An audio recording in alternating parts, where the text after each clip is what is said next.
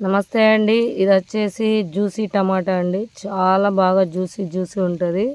Taste మాత్రం super అండి. ఇంతవరకు ఎవరి దగ్గర లేని వెరైటీ ఇది. మన దగ్గరనే ఫస్ట్ టైం అండి. చాలా ఏళ్ళ నుంచి నేను సీడ్ డెవలప్ చేస్తున్నా.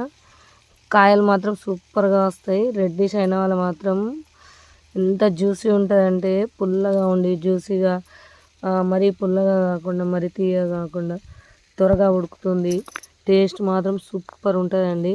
చిన్న పిల్లలు ఇచ్చిన ఇట్లా తినేస్తారు. చాలా బాగుంటుందండి. మరి ఇంత మంచి వెరైటీ ఎవ్వరి దగ్గర లేదండి. ఫస్ట్ టైం మన దగ్గరనే.